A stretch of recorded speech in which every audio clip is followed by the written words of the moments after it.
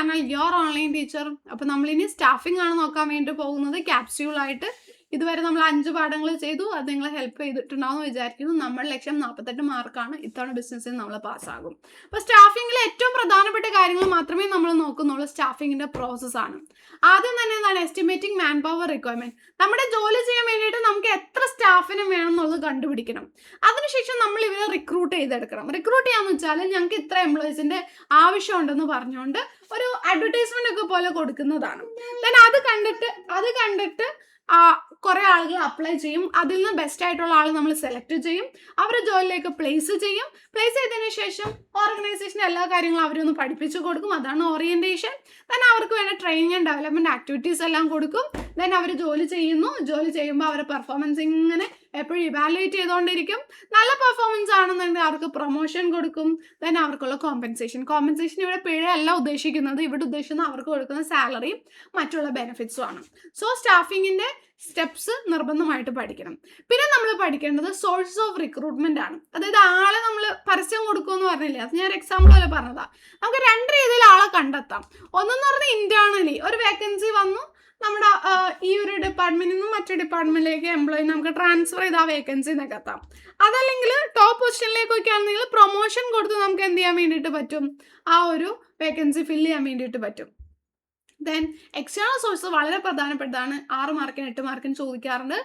Internally ഓർഗനൈസേഷൻ്റെ ഉള്ളിൽ നിന്നല്ലാതെ പുറമേ നിന്ന് നമുക്ക് എങ്ങനെ ആളെ കൊണ്ടുവന്ന് വേക്കൻസി ഫില്ല് ചെയ്യുക എന്നുള്ളത്.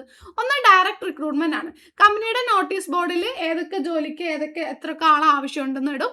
ഇന്ന ഡേറ്റ് ഇടും. ആ ഡേറ്റിൽ ആളുകൾ വരുമ്പോൾ അവരെ ഇന്റർവ്യൂ ചെയ്ത് എടുക്കുന്നു. ദെൻ കാഷ്വൽ കോളേഴ്സ് ഉണ്ട്. അതായത് സ്ഥിരമായിട്ട് ഇവിടെ വരുന്ന ആളുകളുടെ ജോലി അന്വേഷിച്ച് വരുന്ന ആളുകളുടെ ലിസ്റ്റ് അവർ ഡാറ്റാബേസിൽ സേവ് ചെയ്തിട്ടുണ്ടാകും. അതിൽ നിന്ന് കുറച്ച് ആളുകളെ എടുത്ത് വേക്കൻസി ഫില്ല് ചെയ്യും. ദെൻ അഡ്വർടൈസ്മെന്റ് കൊടുക്കും. ദെൻ എംപ്ലോയ്മെന്റ് എക്സ്ചേഞ്ചിലൊക്കെ നിങ്ങൾ രജിസ്റ്റർ ചെയ്തിട്ടുണ്ടാവുമല്ലോ 10ാം ക്ലാസ് കഴിഞ്ഞിട്ട്. അവിടേക്ക് വിളിച്ചിട്ട് അതിൽ നിന്ന് കുറച്ച് ആപ്ലിക്കൻസിനെ എടുക്കുന്നതാണ്.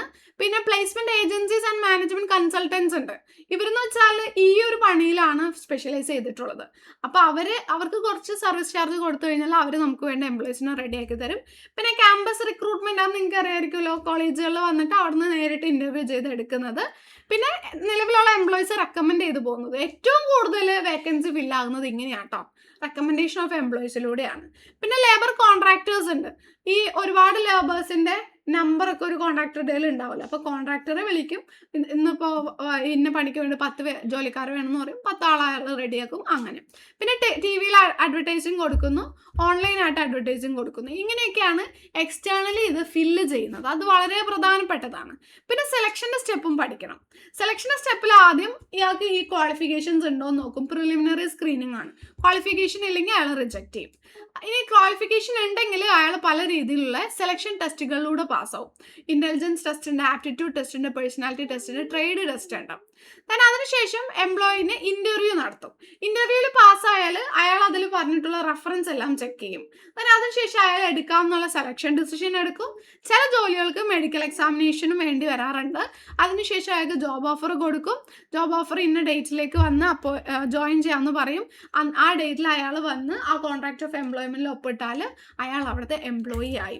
ഇത് വളരെ പ്രധാനപ്പെട്ടതാണ് ഈ ചാപ്റ്ററിൽ. ഇനിയും ഒത്തിരി ഉണ്ട്. പക്ഷെ നമ്മുടെ 14 മാർക്സിൻ്റെ ആ ഒരു ലക്ഷ്യത്തിലേക്ക് നിങ്ങൾ ഇത്രയെങ്കിലും ഈ ചാപ്റ്ററിൽ നിന്ന് പഠിച്ചിരിക്കണം.